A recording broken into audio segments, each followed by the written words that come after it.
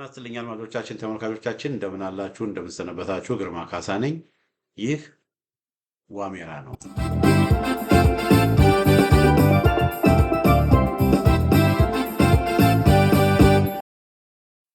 በዛሬው የዋሜራ መርሃ ግብራችን የከተሞችን ገብቶ የመውጣት ስትራቴጂ ሲገመገም በሚል ርዕስ ስር እንደዚሁ ደግሞ በጎንደር ስለነበረው የፋኖ እንቅስቃሴ ውይይት እናደርጋለን። ለውይይት ታዳሚ እንግዳ ይዤላችሁ ቀርቤያለሁ። ከዚህ በፊት በርካታ ጊዜ በዋሜራ ሚዲያ የቀረበ እንግዳችን ነው። እንግዳችንን በማስተዋወቅ እጀምራለሁ። እንግዳችን ኢያሱ ኤፍሬም ነው። ኢያሱ ኤፍሬም ለንደን ነዋሪ የሆነ በኢትዮጵያ ጉዳይ ላይ በተለይ በፋኖ እንቅስቃሴ ጉዳይ ላይም ደግሞ በርካታ ጽሁፎችን የሚጽፍ እንደነ ቦርከና ባሉ በተለያዩ እንትኖች ብዙ ጽሁፎችን የሚጽፍ ወንድማችን ነው እና ይህ ወንድማችን እንግዲህ ሰሞኑን ባለው የፋኖ እንቅስቃሴ ዙሪያ በተለይም ደግሞ በከተሞች ያው እንደምታውቁት በጎንደር እና በደብረ ታቦር በደቡባዊ ጎንደር በደብረ ታቦር ከተማ በንፋስ መውጫ እንደው በአብዛኛው የደቡባዊ ጎንደር ከተማ ወረዳዎች ፋኖች በጣም አስደማሚ እንቅስቃሴ ማድረጋቸው የሚታወቅ ነው። ያንን አስመልክቶም እስቲ ምን አስተያየት አለው፣ እንዴት አየው ሁሉን ነገር በሚለው ዙሪያ ላይም አንድ ሀሳቡን እንዲገልጽ እንግዲህ ጠይቋለሁ ማለት ነው። እንግዲህ ኢያሱ የመረጃ ቴሌቪዥን ታዳሚ ይቅርታ፣ የዋሜራ ሚዲያ ታዳሚ ሆነ በመቅረብህ በጣም አመሰግናለሁ። በእኔም ስም በአድማጮችም ስም አመሰግናለሁ። እንደምን አለ ግርማ ወዳጄ፣ ሰላም ነው ወይ? በጣም ተራርቀንም ቢሆን እንግዲህ ሁል ጊዜ ያው ተነፋቆ መገናኘት ነው በሚዲያ። እንግዲህ ታዳሚዎችንም ሰላም እላለሁ። እንኳን በነገራችን ላይ ደግሞ ዛሬ ነው መሰለኝ ጾሙም የገባው የክርስቲያኖቹ ጾም፣ ትልቁ ጾም አብይ ጾም የገባበት ሰዓትም ስለሆነ የክርስቲያን ወንድሞቻችን ፋኖዎችም ይጾማሉ። በነገራችን ላይ ክርስቲያኖች ናቸው ብዙዎቹ። ከዛ በኋላ ደግሞ የእስልምናም ጾም ይከተላል። ለሁለቱም ወገኖች እንኳን አደረሳችሁ ላለው። ለዚህ እንዴት ነው እናንተም እንደ መጾም ያለብን ይመስለኛል። ምን ይመስላል? አሁን በአደባባይ ልታሰጣኝ ነው? ፒዛውን መግመጥ አንዳንዴ ነው እናቁመው እንጂ ልክ ነህ። ጥሬ ስጋውና ክትፎውን አዎ፣ እንደው ጤናማው እኮ የጾም ምግብ ነው ይባላል። ጤናማው ቬጂቴሪያን መሆኑ ነው የሚያዋጣው ይባላል። እና በእውነት ለመናገር ማብሰሉ ላይ ነው ትልቁ ችግሩ። አየኛው እንጂ ከቀረበ ችግር የለውም። እና ጥሩ ነው። ይገርማል። አሁን እኛ ሀገር ብዙ ጊዜ በማልኒውትሪሽን በምግብ እጦት ነው ብዙ ጊዜ ሰዎች ትልቁ ችግር የምግብ ነገር ነው። ምግብ የለም ነው። እዚህ ደግሞ በጣም በቃ ምግቡም ከመግዛቱ የተነሳ የምግቡም ደግሞ ምንድነው ኬሚካል እያደረጉበትም ስለሚያሳድጉት ብዙ በሽታ እያመጣ በቃ ምግብ አትብሉ ነው የሚባለው። ምግብ አትብሉ፣ ምግብ ቀንሱ። ይገርማል። አይገርምም? እንደው መቼም ለማንኛውም የተገላቢጦሽ ነው ነገሮች፣ ተገላቢጦሽ ነው። እና ለማንኛውም በዚህም ሆነ በዛ ብቻ ሁላችንም ደህና እንሆን ባለንበት። በጣም የገረመኝ ነገር ምንድን ነው በዚያ እንደው አብዛኛው አድማጮቻችን ልብ እንዲሉት ፈልገው አሁን እዚህ በቅርብ ጊዜ ሪሰንትሊ አሁን በቅርብ ጊዜ በሚባል ይሄ ኢንትሪየም ፋስቲንግ የሚሉት ነገር አለ እና በ3 ቀን 2 ቀን መጾም እና ለሰውነት ለጤና ጥሩ ነው፣ እንዲያውም ወጣት ያደርግሃል፣ ስቲም ሴል የሚሉትን እንደገና ያሳድጋል የሚባል ነገር አለ። እና እኔ በጣም የሚገርመኝ ነገር ያው ኦርቶዶክስ ቤተሰብ ውስጥ እንደማደግ መጠን ለምሳሌ ጾሞች ይደረጋሉ። አንዳንድ ጊዜ አሁን ጾሞች ሲባሉ ኦልሞስት 24 ሰዓት ነው ሰው የሚጾመው። ከበላ በኋላ ሌሊቱ ሙሉ አድሮ ከዛ በኋላ እንደገና ደግሞ ለረጅም ቀናቶችም ሳይበላ ሁሉ ማይታደር የሚባልበት ጊዜ አለና እንደው ይሄንን ትልቅ የሳይንቲፊክ እነሱ ዛሬ የሚሉትን ግን ወገኖቻችን በየገዳማቱ በየቤተ ክርስቲያኑ አያቴ በየጊዜው ሲያረጉት የነበረ ነገር ነው። 3-4 ቀን አይበሉም። እንዲያውም ሲፈሰክ ከጾሙ ከመንትን በፊት ሳይበሉ ይቆዩና ምግብ እንኳን የፋሲካ ዕለት ወይንም ደግሞ ጾም የተፈታ ዕለት አይበሉም። ተልባ ምናምን ሆዳቸው እንዲለሰልስ፣ ምክንያቱም ደርቆ ስለከረመ ማለት ነው። እና ሳናቀው ብዙ ሳይንቲፊክ የሆኑ ነገሮችን በእጃችን እንዳለ ለማስታወስ ያህል ነው። እና መጾሙ ስቲምሴ ወጣትም ያደርጋል ብዬ ነው፣ ለጽድቅም ብቻ ሳይሆን። መልካም መልካም። አይ መልካም እንግዲያውስ ወደ ዋናው ነጥባችን እንሄዳለን። የአድማጮቻችን ተመልካቾቻችን እንግዲህ ሰሞኑን በስፋት እንደተከታተላችሁት የአገዛዙ መዋቅር የብልጽግና መዋቅር የሚሊሻ የአድማ በታኝ የተማመነበት ኃይል በደቡባዊ ጎንደር በፋኖች ሙሉ ለሙሉ ማለት ይቻላል ድምጥማጡ እንደጠፋ መረጃዎች ይጠቁማሉ። አገዛዙ በጣም በጣም ከፍተኛ የሆነ ገንዘብ መድቦ ከፍተኛ ባጀት መድቦ የአድማ ብተና የፖሊስ የምናምን ካድሬዎችን ምናምን ገዝቶ ደቡባዊ ጎንደር አስተማማኝ ነው የሚል ሀሳብ ነበረው። ፋኖችን በዛ አካባቢ ተደምስሰዋል፣ ጠፍተዋል የሚል ሀሳብ ነበረው። የተወሰኑ የክፍለ ጦር አዛዦችን ሁሉ የአፋሕድ የክፍለ ጦር አዛዦችን ሁሉ ወደሱ በማስኮብለል እንደነ ኢያሱ አባተ ያሉ እጅ እንዲሰጡ በማድረግ በቃ የደቡብ ጎንደር አስተማማኝ የብልጽግና ቦታ ነው የብአዴን ቦታ ነው በሚል በጣም ተማምኖ ነበር የተቀመጡት። ነገር ግን ሳያስቡት ሙሉ ለሙሉ ነው ያ ነገር በአፍጢሙ የተደፋባቸው የተደባለቀው እና ወደ 13 የሚሆኑ ደብረታቦር ከተማን እንደ አንድ ወረዳ ቆጥረን ወደ 13 የሚሆኑ ወረዳዎችን በሁሉም ቦታዎች ፋኖዎች መንቀሳቀስ ጀምረዋል። ከዛ ውስጥ ከሶስቱ በስተቀረ በ10ሩን ወረዳዎች እስከነ ዋና ከተሞቻቸው የተቆጣጠሩበት ሁኔታ ነው የነበረው እና እንደነ ንፋስ መውጫ ላይ ጋይንት ወረዳ ዋና ከተማ ንፋስ መውጫ፣ ታች ጋይንት ወረዳ ከተማ አርብ ገበያ፣ እንደነ እብናት እንደነ ስማዳ የመሳሰሉ ቦታዎችን በሙሉ እንደነ ዴራ ገላውዲዮስ፣ አርብ ገበያ ምናምን የመሳሰሉ ከተሞች ያሉበትን ቦታ በሙሉ ፋኖች ተቆጣጥረው ደብረ ታቦር ከተማ ዙሪያ ያለውን የፋርጣ ወረዳንም እንደዚሁም የጉና ወረዳ እንደነ ክምር ድንጋይ እንደነ ጋሳ ያሉትን ቦታዎች ሁሉ ፋኖች ይዘው ደብረ ታቦር ከተማ ውስጥ ሁሉ የዞኑ ዋና ከተማዎች ሁሉ ገብተው እንቅስቃሴ አድርገው ነበረ። ያ ብቻ አይደለም አድማጮቻችን፣ ተመልካቾቻችን እንደገና የዋና አውራ ጎዳናውን ከባህር ዳር ከደሴ ወደ ባህር ዳር የሚያስገባው እና ወደ ጎንደር የሚወስደውን ዋና አውራ ጎዳና እና ኮኔክሽኗ ቦታ እንደ ቲ ነው እንግዲህ ከወልዲያ የሚመጣው መንገድ ወሮታ የምትባል ከተማ ላይ ነው የሚያቆመው እና ከወሮታ ነው እንግዲህ ወደ ሰሜን ወደ ጎንደር ከተማ ወደ ደቡብ ወደ ባህር ዳር ከተማ የሚሄዱት እና የወሮታ ከተማንም ሁሉ ሳይቀር ፋኖች ተቆጣጥረው ነበረ ትላንትና እና ተቆጣጥረው በርካታ የሚሊሻ ሰራዊት አባላትን ማርከዋል። አልማረክ ያሉትን እጅ አልሰጡትንም ያሉትንም ደግሞ ወደ ወዲያኛው ሸኝተዋቸዋል። ከተማ ውስጥ ከነበሩ አስተማማኝ የብልጽግና ሀብ ስለነበሩ ዋና ሰባሰቢያ ስለነበሩ በርካታ ስንቆችን፣ ትጥቆችን፣ ግምጃ ቤቶችን ሁሉ በቁጥጥር ስር አድርገዋል። ሆኖም በደብረታቦር ከተማ በንፋስ መውጫና በወሮታ ከተማ ከባህር ዳር ከጎንደር ከባህር ዳር መኮድ ካምፕ ከጎንደር አዘዞ ካምፕ እንደዚሁም ደግሞ ከጋሸና አካባቢ በደብረ ደቢት በኩል ከወሎ መካናይዝድ ጦር አውራ ጎዳናውን ተከትሎም ስለመጣ በእነዚህ ከተሞች ደግሞ በትግራይ ጦርነት ታይቶ የማይታወቅ ከፍተኛ የሆነ የድሮን ድብደባ በንጹሐን ዜጎች ላይ ሁሉ በመደረጉ ፋኖዎች ከነዚህ ከተሞች ታክቲካል ሪትሪት አድርገዋል። እንግዲህ ያለው ሁኔታ ይሄ ነው። አብዛኛውን ደቡባዊ ጎንደር እየተቆጣጠሩ ነው። እዛ አካባቢ የነበረውን የብልጽግና መዋቅር የሚሊሻ የአድማ ብተናን በሙሉ ኒውትራላይዝ አድርገዋል። ሆነው መከላከያ ሄቪ ኢኩዊፕመንት ሄቪ አርማመንትን ይዘው እንግዲህ እነዚህ 3 ከተሞችን ተቆጣጠሩ። አሁንም ግን ሌሎች ከተሞች እንደነ ወገዳ እንደነ አርብ ገበያ የመሳሰሉ የሌሎች ወረዳዎች ከተሞችንም እንደነ ብናት የመሳሰሉ አሁንም ፋኖች ተቆጣጥረው ነው ያሉት። እንግዲህ ያለው ሁኔታ ይሄ ነው እና ከዚህ አንጻር እንግዲህ የደቡብ ጎንደር እንቅስቃሴ በጣም ትልቅ ውጤት ያስመዘገበ ነው። ትልቁ በአማራ ፋኖ ብሔራዊ ንቅናቄ ደረጃ ወታደራዊ ደረጃ በቅንጅት የተሰራ አይደለም። አገዛዙ ከደቡብ ጎንደር አካባቢ የተወሰኑ አካባቢ ሲወጡ አጋጣሚውን የግድ ሉዝ ማድረግ ስለማያስፈልግ እዛው አካባቢ ሎካል የሆኑ ወታደራዊ የፋኖ ኮማንዶዎች የወሰዱት እርምጃ ነው።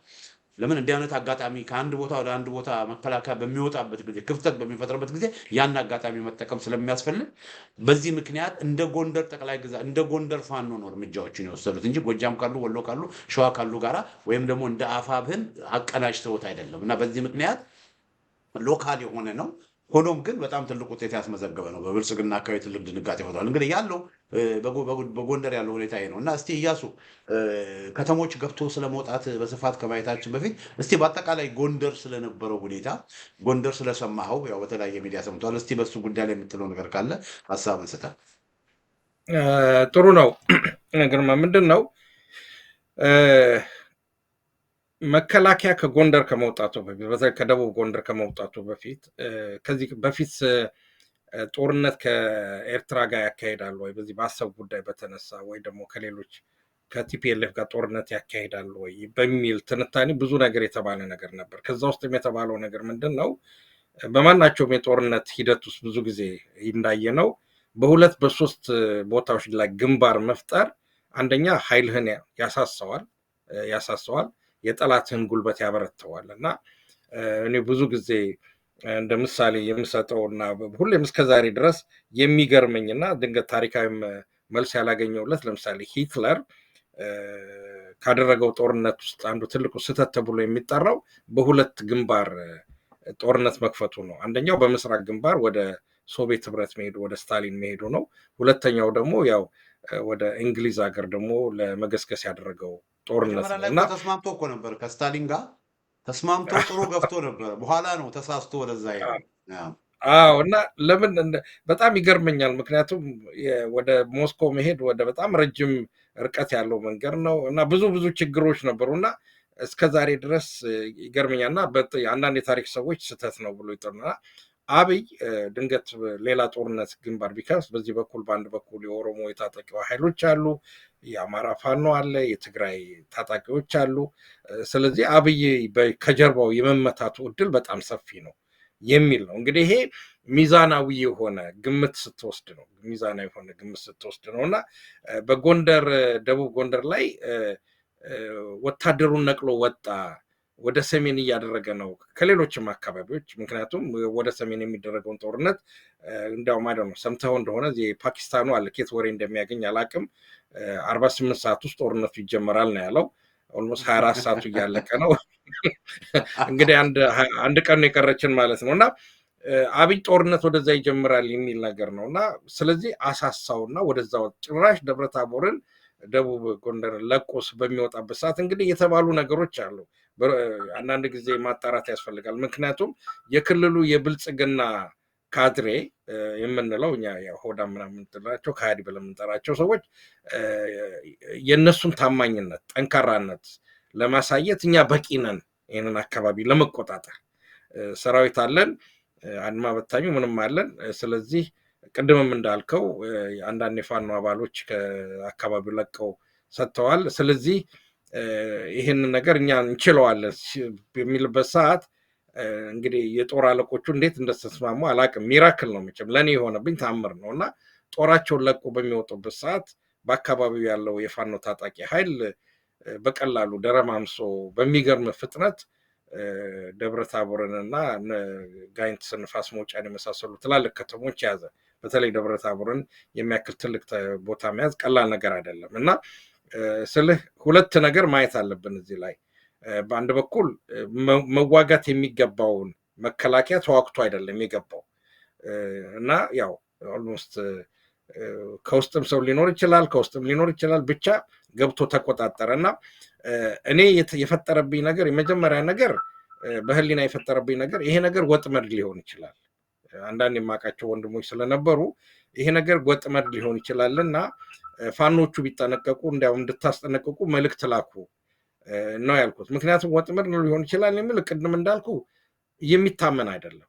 በወታደራዊ ዝም ብለን እኔ ወታደር አይደለሁኝም፣ ወታደራዊ ሳይንስም ሊቅ አይደለሁኝም፣ አድማጮች ክሊር ግልጽ እንዲሆንላቸው። ነገር ግን ከብዙ የወታደራዊ ታሪክ ከማንበብ ከመስማት ከመከታተል ካገኘሁት ነገር ደግሞ ድንገትም የወታደር ልጅ ስለሆንኩኝ መሰለኝ ብዙ ፍላጎት አለኝ የውትድርና ነገር እና በጣም እከታተላለሁ እና ይሄን ነገር እንዴት ሊሆን ቻለ? መቼም ይሄ የምታልመው ነገር እውን ሲሆንልህ አይነት ነገር ነው። ከተማ ለቆ ሲያስረክብህ ሰተት ብለህ እና አንደኛ ያሰጋሁት ምንድነው ያው እሳት የያዘ ሰው ነው እነዛም ጋር ያለው ሁለቱም ጋር ያለው ሁለቱም ደግሞ ወንድማማቾች ናቸው፣ የዛ አካባቢ ልጆች ናቸው እና በእነዚህ ወንድማማቾች መካከል እጅን ስጥ አትስጥ እንዴት ገባህ ደፈርክ በሚባልበት ግብግብ ውስጥ አጓጉል ደም መፋሰስ ይኖራል እና ወንድም ከወንድሙ ደም መቀባትን ሊመጣ ይችላል። አንደኛ። ሁለተኛ ደግሞ ብዙ ጊዜ በጦርነት ውስጥ ወይም እንደዚህ በፖለቲካ ትግል ውስጥ ምንድነው የሚደረገው? ጠላት የራሱን ሰርጎ ያስገባና ንብረትም ያወድምና ሰው የሚገልና የገባው ፋኖ ነው ይልሃል የሚል ነገር።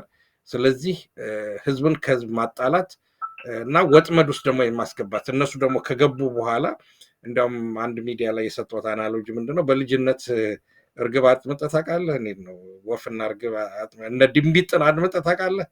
በጣም የኔ ወዳጆች ነበሩ። ሳፋ ታደርግና ጤፍ ትለቅላቸዋለህ። እዛ ሲገቡ በገመድ ታስራለህ እንትኗን እንጨቷን። ከዛ በኋላ ድፍት ትላለች፣ ወፎቹን ትይዛለህ ማለት ነው። እና እንደዛ አይነት ወጥመድ ውስጥ ሊከታቸው ነው ወይ የሚል ትንታኔ ነበረኝ። ስለዚህ ያረኩት ነገር ምንድን ነው? ወደ ጥናት ነው የገባሁት እና ጥናቱን ወዲያው ነው ወደ ቦርከና እንዲወጣ ያደረግኩት። ግን አጋጣሚ ሆኖ ዘግይቶ ነበር። ግን ለሚመለከታቸው ክፍል በውስጥ ነገር ኮፒውን ልኬ ነበር እና በዛ ጉዳይ ላይ አንዳንድ ነገሮች እንነጋገራለን እና ያገኘሁት ነገር እኔ ካስቀመጥኩት መላምት ጋር አብሮ የሚሄድና በጦር ሳይንቲስቶች ወይም ደግሞ ልሂቃኖች የተጻፉትን መጽሐፍቶች እና ትንታኔዎች ጠቅሶ እየወጣ ነው እና በዛ አይነት ሁኔታ ነው የተመለከትኩት። እና እርግጥ ከዛ በኋላ የሚከታተለው ነበር። አጋጣሚ በደብረታቦር አካባቢ ጥሩ ዝምድና ግንኙነት አለኝ። ከዛ አካባቢ ቤተሰቦች እየደወሉ የሚናገሩት ነበር እንቅስቃሴው ምን እንደሆነ የሚነግሩኝ እንዴት ነው ግንኙነቱ አይጠፋም።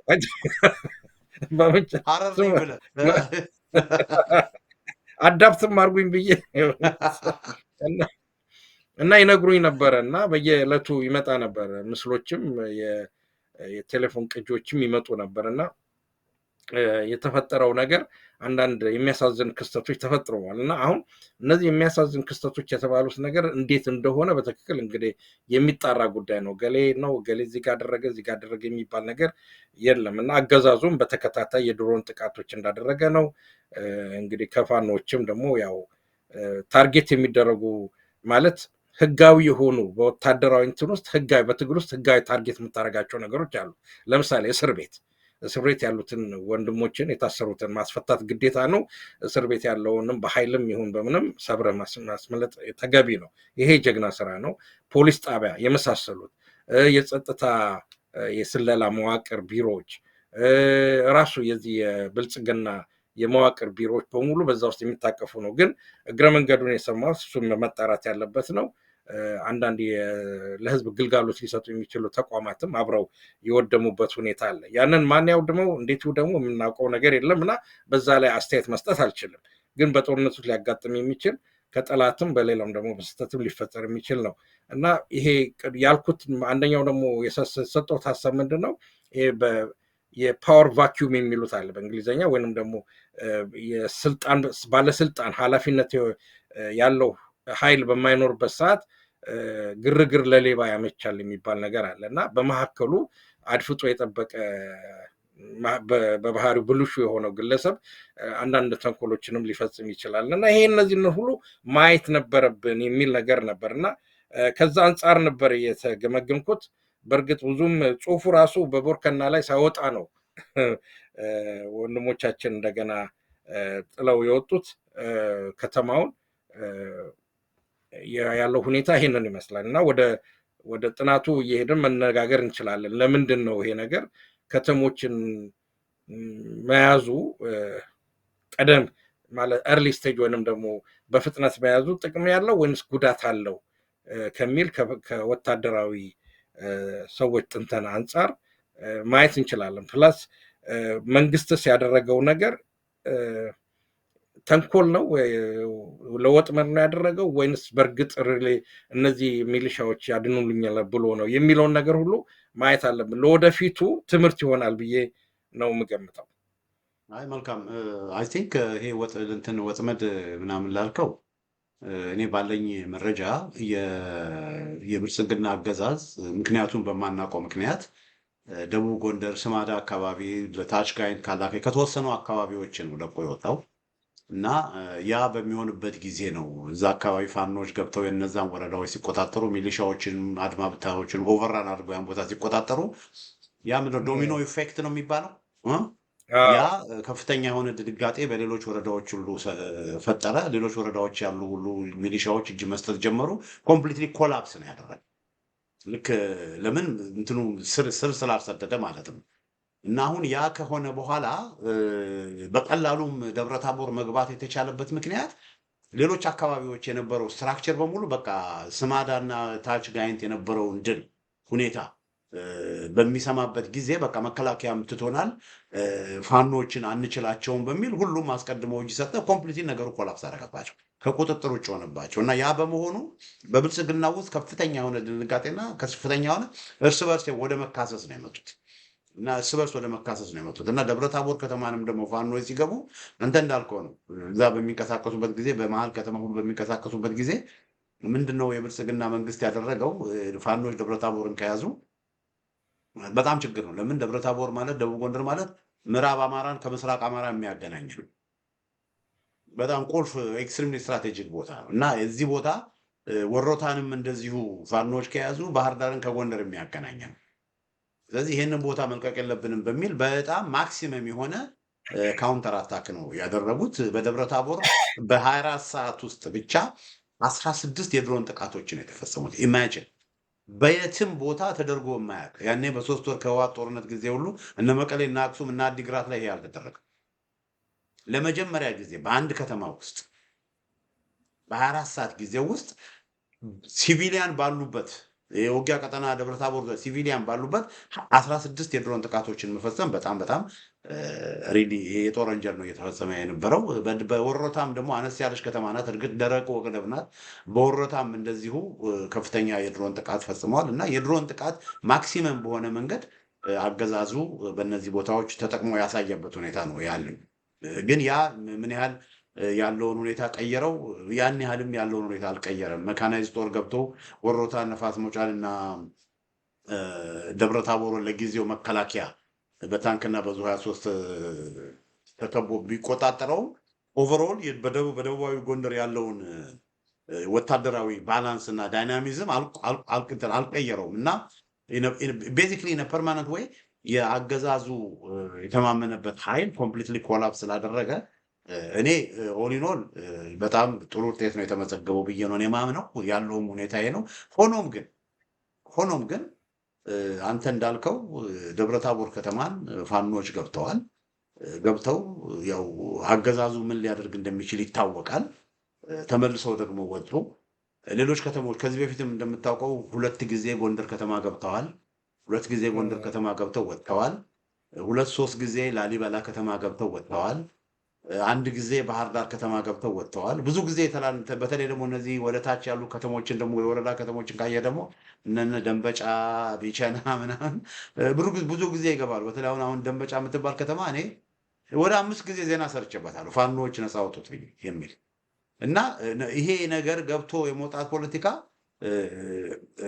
ምን ያህል አዋጭ ስትራቴጂ ነው የሚለውን አይ ቲንክ በሱ ዙሪያ መሰለኝ አንተ ማሳብ ልሰጥ የፈለከው። ከተሞችን ገብቶ መቆጣጠር ምን ያህል አዋጭ ነው የሚለውን በሱ ዙሪያ እንግዲህ እስቲ አንተ አሁን ቦርከና ላይ ልታወጣ የነበረውን ቲዮሪ እንግዲህ ያው ወደዛ እንሸጋገርና እስቲ ቀጥል። አይ ወጥቷል፣ ባለፈው 3 ቀን ውስጥ ወጥቷል። ግን ምን አለ መሰለህ አሁን ለምሳሌ በኢትዮጵያ ውስጥ ከተማን ለቆ መውጣት አንዳንድ ጊዜ በምን አሁን ለምሳሌ የደርግን ታስታውስ እንደሆነ መቀሌ ለቆ ወጣ። ብዙም ይሄን ያህል ጦርነት አልተካሄደም። መቀሌ ለቆ ወጣ። እንዲያውም መንግስቱ ኃይለማርያም የትዕቢት የሆነ ንግግር ይሄ ቾክ እንኳን የማይሰጥ ሀገር አይነት ብሎ ነኮ እና ለገሰ ነበርና ነበርና በዛ አካባቢ ድሮ ጓደኞች ነበሩ፣ ወጣቶች ቢኖሩም ይነግሩን ነበርና ለገሰ በቃ ጭራውን ቆልፎ ነበር የሚሄደው አሉ እዛ 4 ኪሎ አካባቢና ተዋርዶና እንትን ብሎ። ግን እንዲህ አይነት ከስትራቴጂክ የሆኑ ከተሞችን ለቆ ሲወጣ ነው አሁን የመንግስቱን ራሱ መልስ አላገኘውለትም። ለምን መቀሌ ለቆ ወጣ በዛ ከአስቸጋሪ ሁኔታ ላይ እና ጠላት የበለጠ እንዲደራጅና አንድ ትልቅ ከተማ ካፒታል ርዕሰ ከተማ ስትይዝ ብዙ ነገር ነው የምትሰራው። በፖለቲካ ደረጃ ሲግኒፊካንት ነው፣ በፖፑሌሽን ደረጃ ሲግኒፊካንት ነው፣ በኢኮኖሚ ደረጃም ትልቅ አስተዋጽኦ ያለው ነው እና በሁሉም ነገር ብትመለከተው ትልቅ ትርጉም ያለው ነገር ነው እና ዝም ብለህ ለቀህ አትወጣም። እና ድንገት አሁን ቅድም አንተ ስትናገር ምንድን ነው እኔ ድንገት በመደናገጥም ይሁን በምን ብቻ የጻፍኩት ነገር ድንገት አብይ ራሱ አስቦት የአብይ ወታደር ራሱ አስቦት ስላይሆን ይችላል የሚል ነው ፖለቲካ ስትራቴጂው። ሌሎች የሚሉት ነገር ነው። ለምሳሌ አንደኛው ቢዝነስ ላይ ማርኬት ዲፈረንሺዬሽን ብለው የሚማር ትምህርት አለ። ማርኬቲንግ ላይ ስትማርና ማርኬት ዲፈረንሺዬሽን ስትማር ማለት ለምሳሌ አንድ ዕቃ ለመሸጥ ክትፈልግ በጾታ፣ በእድሜ፣ በጂኦግራፊ፣ በሃይማኖት በምን ለያይተህ ከስተመሩን የትኛው ከስተመሩን አጠቃለው የሚል ነገር እሸጣለሁ የሚል ነገር ታመጣለህ እና በሚሊተሪውም ይሄ ጂኦግራፊካል ዲፈረንሺዬሽን የሚል አይነት ነገር አግኝቻለሁ እና ምንድነው ሊሆን የሚችለው የሚል ነው። እንግዲህ አብይ ላያስበው ይችላል። አሁን ከነበረው አሁን ወደፊት ይመጣል ብለን ከምናስበው ጦርነት አንጻር አብይ ከፋኖ ጋራ ከሚዋጋ በአንጻራዊነት አነስተኛ ጉልበትና ኃይል አለው ብሎ ከሚዋጋው ከመሳሪያ አንጻር ማለት ነው፣ ከሞራል አንጻር ሳይሆን ድንገት ዋነኛ ጠላቴ ነው ለህልውና ያሰጋኛል ብሎ የሚያስበውን ቲፒኤልኤፍን እና ሻቢያን ብዋጋ ይሻላል፣ ከዛ በኋላ ወደ እነሱ መለሳለሁ የሚል ነው እና ጂኦግራፊካል ዲፈረንሺዬሽን ስትመለከት ለምሳሌ የሰሜን ጎንደርን በኩል አልለቀቀውም፣ ያንን ቦታ አልለቀቀውም። ለምን ያንን ቦታ ሳይለቀው ይሄኛውን ለቀቀው? ለምሳሌ ስትራቴጂክ የሆኑ መንገዶችን ስትመለከት በዚህ በደሴ በኩል ወደ ትግራይ የሚሄደውን አካባቢ የተለቀቀ ነገር የለም እና በዚህም ደግሞ በጎጃም ብትመለከት የለም። ግን ከዛ ቀደም ብሎ በሸዋ ላይ ደግሞ ጦርነት ነበርና ይህን ስትመለከተው ጂኦግራፊካል ዲፈረንሺዬሽን የማድረግ ነገር ስትራቴጂ ተጠቅሞ ይሆናል የሚል ነገር መጥቷል እና ሌላው ደግሞ ስትራቴጂክ ፖስትፖንመንት ኮንፍሊክት ሲኮንስ የሚል ነገር አለ። ቅድም ያልኩት ነው። ቅድም ያልኩት በአማራ ክልል የተለያዩ ቦታዎችን መልቀቅ፣ በተለያዩ ቦታ ላይ ጦርነት ማድረግ፣ የተለያዩ ቦታዎችን አጥብቆ መያዝ ነው። በወልቃይት አጥብቆ ይዟል። በጎጃም ብዙም ያደረገው ነገር የለም። በሸዋ ትንሽ ተዋግቷል። እንዲህ አይነት መሰረት ከዛ ስትራቴጂክ ፖስትፖንመንት ማለት ቅድም የተናገርኩትን ነው። ወደ ላይ እና ወታች አድርጌው ነው። ዋናውን ጠላት ከገጠምኩት በኋላ እኛውን መጥቼ ደግሞ እፋለመዋለሁ የሚል ነገር ሀሳብ ይዞት ይሆናሉ የሚል ነው። አሁንም ይሄ ነገር ተነስቷል። በነገራችን ላይ አሁንም ይሄ ነገር አለ። የሰማሁት እንደገና ማረጋገጥ ያስፈልጋል እንጂ አሁንም ክልሎች ወይንም ደግሞ የአማራው ክልል እያንዳንዱ በራሱ ሚሊሻና አድማ በታኝ አካባቢውን እንዲቆጣጠር የማድረግ ፍላጎት አለ። ምን ያህል ይሳካለታል፣ ምን ያህል ተግባራዊ ይሆናል የሚል ነው እና እንደዚህ አይነት ነገር ነው እና ከሌላው ደግሞ በጣም አደገኛዋች ነች። አደገኛዋ ፕሮስቴት ትራፕ ኢንሰርጀንሲ ቲዮሪ የሚሉት አለ እና ማለት ኢንሰርጀንሲዎች ወይንም ደግሞ እንደዚህ አማጽያንን ከተማ እንዲቆጣጠሩ ወይንም ደግሞ መንግስት አይነት ነገር ቅርጽ እንዲኖራቸው ታረግና ከዛ በኋላ በህጋዊ መንገድ የምትጠይቃቸው ናቸው እና ለምሳሌ አሁን ይሄ በጣም በስትራቴጂ አንዱ የተጠቀሰው የሐማስ ጉዳይ ነው እና ወደ እስራኤል አካባቢ የፍልስጤም እንቅስቃሴ የራሳቸውን ለምሳሌ በጋዛ እና በሳውዝ ባንክ አካባቢ መንግስት ከመሰረቱ በኋላ ኢቨን የሳውዝ ባንኩ ህግን ጠብቆ የሚሄድ ምናምን ነው። ይሄኛው አመፅ ሆኗል። የሚዋጋቸው በመንግስትነት ደረጃ ነው፣ በአመፃያን ደረጃ አይደለም እና በዛ አካባቢ ለሚደርሰው የሰብአዊ መብት ጥሰት ይሆን ምናምን ሁሉ ተጠያቂ ነው የሚያደርጋቸው እና ምንድነው ከተማ በምትይዝበት ሰዓት ለምሳሌ አሁን ፋኖ ቶሎ ለቆ ወጥቷል። ከዚህ ቀደም አንተ እንዳልከው የተለያዩ ከተሞችን ገባ ወጣ ነው እንጂ የሚለው እንዲያውም ትንሽ እንደ ሀሜትም እንደ ቀልድም የሆነች ጥብስ አለች አሉ አዲስ አበባ ሬስቶራንት አዲስ አበባ ስትሄድ ምንድነው ገባ ወጣ ነው ፋኖ ስጠኝ ነው ምናምን የሚባል ነገር ፋኖ ጥብስ ነው የምትባል ፋኖ ጥብስ ምትባላለች።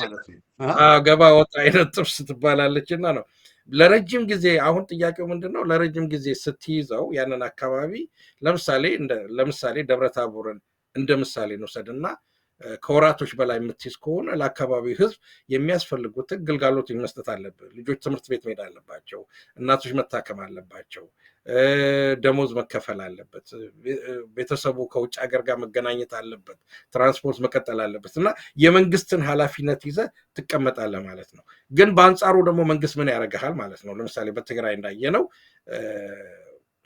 መሰረታዊ እንትን እንዳታረግ ያግድሃል። ለምሳሌ የባንክ አገልግሎት ያቋርጥብሃል፣ ቴሌኮሙኒኬሽን ያቋርጥብሃል፣ በየጊዜው ቦምባርድመንት ያደርግብሃል፣ ሬስትለስ ያደርግሃል እና በየጊዜው ጠላት ማን ነው ወዳጅ ማን ነው በሚል አይነት ትዋቀርና ገቨርን እንዳታረግ ያደርግሃል። በመካከሉ በሚፈጠረው ማናቸውም ሂውማኒታሪያን ክራይሲስ ተጠያቂ እንድትሆን ያደርግሃል የሚል ነው እና ይሄ ነገር በጥንቃቄ መያዝ አለበት ነው እና ምንድን ነው ብዙ ጊዜ አሁን በዚህ በጎሬላ ፋይት ወይም በትጥቅ ትግል ላይ ብዙ ጻፈ የተባለው ማኦ ሴቱንግ እንግዲህ ምንድን ነው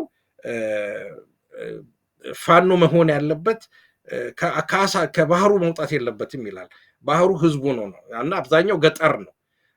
ይሄ ተራራው ሸንተረሩ ያሉት መመኪያ ነው እና ህዝቡ ያለው ገጠር ስለሆነ መጀመሪያ የገጠሩን ማደራጀትና የገጠሩ ላይ ትልቅ ስራ ሰርተህ ነው ወደ ከተማ ቀስ እያልክ የምትመጣው እና እርግጠኛ አሁን ቅድም የሚያልከው ነገር አለ። አሁን በዚህ ላይ እኔም የጠቀስኩት ነገር አለ በጽሁፌ ላይ ለምሳሌ ኮኦርዲኔትድ የሆነ ወይም የተቀናጀ ጦርነት ነበር ማለት ምክንያቱም እንደተባለው በዛው አካባቢ ያሉ ፋኖ አመራሮች ናቸው ይሄንን እርምጃ ወሰዱት። ነገር ግን እንደ አዲሱ እንደተዋቀረው የፋኖ አንተን መንግስትን በየአቅጣጫው መወጠር ተመልሶ መካናጅ ጦሩን ይዞ እንዳይመጣ መከላከል ማገድ የመሳሰሉት ነገሮች እና ጦርነቱም ቀጣይ የሚሆንና ስትራቴጂክ የሆኑ ሎኬሽኖችን መያዝ ነገር ሊኖር ይችላል እና እነዚህ ነገሮች ያለገናዘበ በመሆኑ ከጥቅሙ ይልቅ ጉዳቱ ያመዘናል ማለት ነው እና አንደኛ ድንገት አሁን አንተ ከነገርከኝ ሁኔታ ትንሽ እንደምለው ምንድን ነው ድንገት መንግስት በትክክል ስትራቴጂካሊ በይሄ ሚሊተሪ ስትራቴጂካሊ ቅድም በጠቀስኳቸው ነገሮች ላይ አስቦበት ያደረገው ነገር አይደለም። ይሄ ጂኦግራፊካል ዲፍረንሺዬሽን የምንለው ስትራቴጂክ ፖስት ቦንድ መት የምንለው አይነት ነገር ወይንም ደግሞ ፋኖን ወጥመድ ውስጥ ልክተተው ብሎ ያሰበው ነገር ሳይሆን ቅድም እንዳልከው ብዙ ሂስና ግለ ሂስ ወይንም ደግሞ ግምገማዎች ተካሂዷል እንደተባለው የሆነ አንድ ቦታ ላይ የቢሮክራሲ ስህተት ተፈጽሟል ማለት ነው እና ድንገትም ለመንግስት ንቃተ ህሊና ሰጥ ይሆናል ወይ በዚህ ሰነድ እያልኩኝ ነው የምጠራጠረው እና ለወደፊቱ ግን እነዚህ ነገሮች የነን ሰነድ ተመልክተው ወደፊት ወደ ከተማ በሚገባበት ሰዓት የተጠቀሱ መጽሐፍቶች አሉ። እነሱን ነገር በማየት ምን ማድረግ ይገባናል ከመግባት በፊት ከተገባ በኋላ ነው። ለምሳሌ ከመግባት በፊት ትልቁ ስራ መሰራት ያለበት የፖለቲካ ስራ ነው። የፖለቲካ ስራ ምንድን ነው? ህብረተሰቡን ማንቃት፣ በከተማ ውስጥ አባሎችን ማብዛት። ስለዚህ ያ ህብረተሰብ የሚመጣውን ችግር ያው ነፃ ወጣሃለሁ ብሎ ያመጣው ፋኖ ያመጣው ችግር ሳይሆን ከመንግስት ሴራ ጋር የተያዘ መሆኑን አውቆ ተቀብሎ የሚገባበት መሆን አለበት። እንደዛ ከሆነ ምንም አይከብደውም። አሁን በየጊዜው እንደምታውቀው ብዙ ጦርነቶች ተካሂደዋል። አንዳንድ ጊዜ ስሙን መጥራት አልፈልግም በኢትዮጵያ ውስጥ እና በትጥቅ ትግል ያካሄዱ ሰዎች ብዙ ቦታዎችን ይዘው ከህብረተሰቡ ጋር አብረው ያንን ችግር እየኖሩ ነው። ገንዘብ ኖረም አልኖረም፣ ንጹህ ውሃ ሆነም አልኖረም፣ መብራት ኖረም አልኖረም፣ ትምህርት ቤት ተቋረጠም አልተቋረጠም፣ ህብረተሰቡ ትግሉ ከየራሱ ካደረገው ይቀጥላል ማለት ነው። ስለዚህ ትልቁ ነገር ከመግባት በፊት የፖለቲካ ስራ መሰራት አለበት አንደኛ። ሁለተኛ ደግሞ ከመግባት በፊት የተቀናጀ የጠላትን መምጫ ሁሉ የዘጋ መሆን አለበት። ሶስተኛ ደግሞ ለሚመጡ አደጋዎች ኮንቲንጀንሲ ፕላን ወይንም ደግሞ መጠባበቂያ እቅዶች ይዘህ መግባት አለብህ። ከአራተኛ ደግሞ በአካባቢ ያሉን ገጠራማ ከተሞች በሙሉ ከጠላት ነፃ ማድረግ መቻል አለብህ እና እነዚህን አድርገህ መግባት ይገባል እና ድንገት በሩ ተለቀቀልኝ ብሎ ዘው ብሎ መግባቱ ድንገት እንዳልኩትም ያላሰቡት ወጥመድ አዘጋጅተውለት ሊሆን ይችላል። በዛም ሁኔታ ነው የተፈጠረው። እንዳልኩትም ተመልሰው እንደሚመጡ በተናገርኩኝ ወይንም ደግሞ ባሰብኩበት መንገድ ተመልሰው መጥተው ይሄንን ነገር አድርገዋል። ፋኖቻችን ከዚህ ስህተት ተምረው ወይንም ደግሞ ቅድም እንዳልከው ለምሳሌ ድሉ ስለገጠመ ብቻ በለስ ሱልስ ባይርቀኝ ብለህ የምትገባበት ሳይሆን በጥንቃቄ የሚደረግ ጉዳይ ነው። ምክንያቱም በተደጋጋሚ በሚሆንበት ሰዓት ሌላው ገባ ወጣ ጥብስ አይነት ሌላ ነገር እንዳይመጣብን ብዬ ነው። ይህንን ነው ብለው በዚህ ጉዳይ ላይ አይ መልካም ትክክል ነው። ይሄ የጎንደሩ እንቅስቃሴ እንደ አጋጣሚ ሆነው ፋኖቹ በጣም ጥሩ ድል ነው ያስገኙበት። በጣም ብዙ ጥቅም አስገኝተውበታል፣ ስንቅ አስገኝተውበታል፣ መሳሪያ አግኝተውበታል። እንዳልኳችሁ የሚኒሻ የአድማ ብተና ሌሎች መዋቅሮችም አገዛዙ የሚተማመንበትን በሙሉ ሰባብረዋል። ትልቅ አድቫንቴጅ ነው። ይህንን እንቅስቃሴ ማድረጋቸው በጣም ትልቅ ጥቅም ነው ያስገኘው። ኦሊኖር ከትግሉ አንጻር ነው። ግን ችግርም ሊመጣ ይችል ነበረ። ችግርም አሁን ጠቅሞናል። ፋኖች ያን እርምጃ መውሰዳቸው ብዙ ጥቅም ተገኝቶበታል። በጣም ትላልቅ ድሎች፣ ትላልቅ ጥቅሞች ተገኝቶበታል። ግን ዘአዘር ዌይ ራውንድም ሊሆን ይችል ነበር፣ ወጥመድም ሊሆን ይችል ነበር። ስለዚህ እንዲህ አይነት ወታደራዊ እንቅስቃሴዎች በተቻለ መጠን በጥናት በጥንቃቄ ነው መደረግ ያለባቸው። በተለይ አሁን ድርጅት ተቋቁሟል ተብሏል።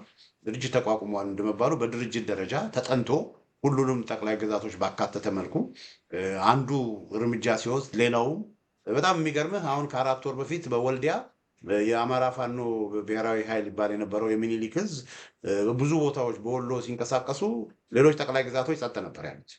ስለዚህ አገዛዙ ሙሉ ፎከሱን አምባሰል ላይ፣ ሙሉ ፎከሱን ቆቦ ላይ፣ ሙሉ ፎከሱን ወልዲያ ላይ አድርጎ ከወሎ ፋኖች ጋር በመካናይዝድ ፎርስ ኢቭን ቡሬ የነበረውን መካናይዝድ ጦር ሁሉ በጃራ በጭፍራ በኩል በምናምን ወደ ወልዲያ ወሎ እያስገባ ከፍተኛ ውጊያ ሲንግል ሃንድሊ ከወሎ ፋኖች ጋር ብቻውን ገጥሞ ነው እና የዛን ጊዜ በጎንደር በሸዋ በሌላው ቦታ ቢጀምሩት ኖሮ ያ ሁሉ ችግር አይፈጠርም ነበር። ግን ያኔ አንድ ጠቅላይ ግዛት ለብቻው ነው ያደረገው። የአማራ ፋኖ ብሔራዊ ኃይል የሚባል የነበረው ፋንክሽናል አልነበረም። ድርጅት አንድ ሆናሉ እንጂ ያኔ አንድ አልነበሩም።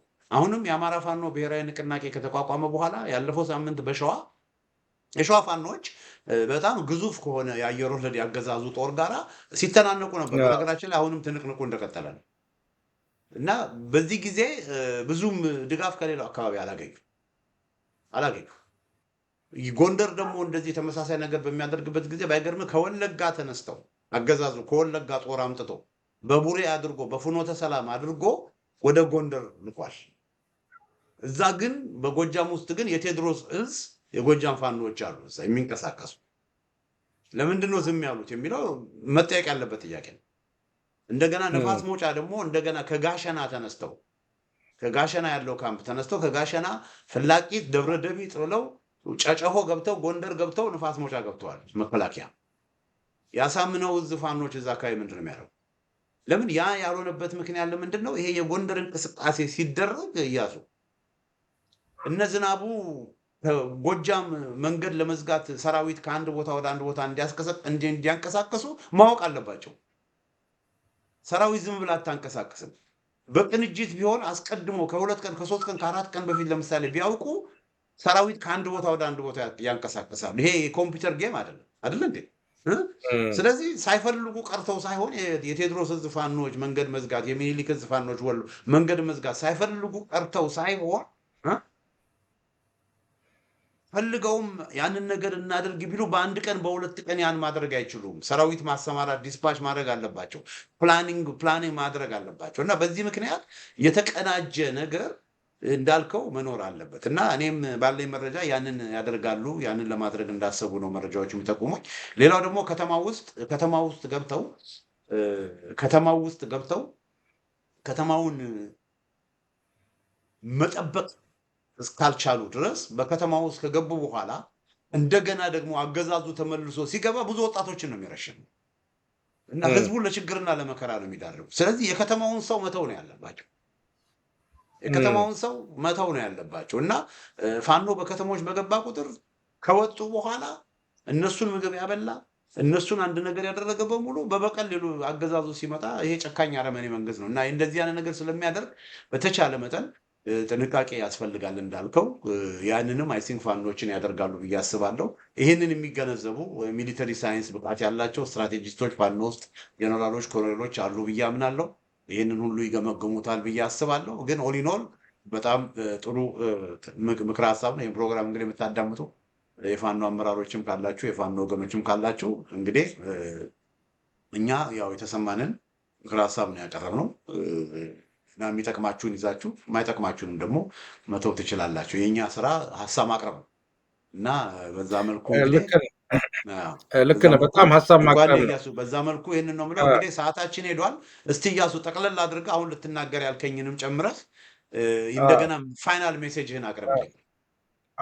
ምንድን ነው ቅድም ስላቋረጥኩ ይቅርታ። እና ምንድን ነው የፖለቲካ ድርጅት ወይንም ደግሞ አርም ስትራግል አንዱ የሚሞትበት ምክንያት በጦርነት ብቻ አይደለም፣ በትርክትም ነው፣ በናሬሽንም ነው። ቅድም ያልከው ነገር ለምሳሌ ደብረ ታቦር ላይ ፋኖን እንደ ነፃ አውጪ ወይንም ደግሞ እንደ ወገንተኛ ህዝቡ እንዳይቆጥረው ማድረግ ለብልጽግና ትልቅ እገዛ ነው የሚያደርገው።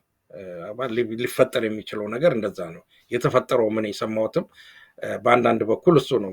መከላከያ ሲመጣ ሰው ከወጣ ለስራ ለንግድ ለምናምን እፎይ ያለ ፋኖች ሲመጡ ሁሉም ተደብቆ ነበር አይነት ነገር የሚባል ነገር ሰምቻለሁ። እና ፋኖ የህዝብ አለኝታ የህዝብ መከታ መሆኑን ማሳየት አለበት እና በምናኛቸው ነገር በፖለቲካ ትርክት መበለጥ የለበትም እና ሁልጊዜ ይህንን ግን ከጠመንጃው ይልቅ ትልቁ መስራት ያለበት ፖለቲካው ነው። እሱን ነው ማጠቃላይ ማድረገው። አይ ትክክል ነው፣ በጣም ትክክል ነው። ፖለቲካው በጣም አስፈላጊ ነው። ባይገርምህ ለአንዳንድ ሚሊሻዎች ሁሉ ፋኖች ሲመጡ አፋብህን የአማራ ፋኖ ብሔራዊ ንቅናቄ የወያኔ ተላላኪ ነው፣ ወያኔዎቹ ነው የመጡት፣ ለወያኔ አናስረክብም ብለው ሁሉ የተዋጉ ሚሊሻዎች አሉ። አታለዋቸው ማለት ነው። ለወያኔ ደብረታቦርን ለወያኔ ሊሰጡ ነው የመጡት ብለው ብአዴኖች፣ የአብይ ሰዎች አንዳንድ ሚሊሻዎችን አታለዋቸዋል። ውሸት ነው ይሄ ነገር። ግን ይህንን ውሸት ትርክት የፋኖ አመራሮች ችላ ብለውት መቀልበስ አልቻሉም። በጣም ፈርም በሆነ መንገድ፣ ግልጽ በሆነ መንገድ ፋኖ ከህወሓት ጋር እንደማይሰራ ሊሰራ እንደማይችል የፖለቲካ ስራ አልሰሩም። ምናልባትም እዛ ውስጥ ያሉ አንዳንድ የፋኖ አመራሮች ምናልባት ከአንዳንድ ህወሓቶች ጋር ንግግር አድርገው ከነበረ አላውቅም። ምናልባት ያንን ላለማሳሳት ሲባል ወይ ኦነግንም ወይ ህወሓትንም ላለማሳሳት ሲባል ነገሮችን ለመሸፋፈን ሲሞክሩ፣ ነገሮችን በቃ መልስ ላለመስጠት ሲሞክሩ፣ ግን በአብይ አህመድ በኩል ግን በብልጽግናዎች በኩል ግን ተጫወቱበት። በቃ ፋኖን ዲፋይን አደረጉት በአንዳንድ ሰዎች ዘንድ። ፋኖ ማለት የህወሓት ተላላኪ፣ ፋኖ ማለት የህወሓት አሽከር ተደርጎ የሚለውን እየደጋገሙ ይሄንን ውሸት ሲናገሩ እነዛ ውሸትን በመከት ባለመቻላቸው ደብረታቦር ውስጥ አንዳንድ የሚሊሻ አባላት እጅ ያልሰጡ የሚሊሻ አባላት ለህወሓት አንሰጥም በአውት ኦፍ ጉድ ሞቲቭ ለአማራው ስለማያስቡ ሆዳም ሆኖ ሳይሆን ለህወሓት ከተማችንን አንሰጥም ብሎ ይተዋጉዋል። እነዚህ ሰዎች ፋኖ ፕሮፓጋንዳውን በትክክል ቢሰራ ኖሮ፣ የፖለቲካ ናራቲቭን ትርክቱን አንተ እንዳልከው በትክክል ቢሰራ ኖሮ እነዚህን ሰዎች ከጎን ማሰለፍ ይቻል ነው። እና በዚህ ጉዳይ ላይ ልክ ነህ። በፖለቲካው ረገድ ፋኖ ድክመት አለበት። ተስፋ አለኝ። የአማራ ፋኖ ብሔራዊ ንቅናቄ አሁን የፖለቲካ መምሪያ አለ። የፖለቲካ መምሪያውን ፋኖ ጌታ አስራደ ነው የሚመራው። የጎንደር ፋኖ ጌታ አስራደ ነው የሚመራው። እርግጠኛ ነኝ የፖለቲካ ፍኖተ ካርታቸውንም እዛ ላይ እየሰሩ ነው። የሚወራባቸውን ነገር በሙሉ ያጠራ ማኒፌስቶም እና የፖለቲካ ሮድማፕ ለህዝብ ይፋ አደርጋሉ ብዬ ተስፋ አደርጋለሁ። እና በጣም ትክክል ነው። ሌላ የምትጨምረው ነገር ከሌለ እንግዲህ ፕሮግራማችንን እንዝጋው እያሱ። አዎ፣ አይ ሰዓት ሄድ ስለሆነ ወደሚቀጥለው መሄድ እንችላለን መሰለኝ።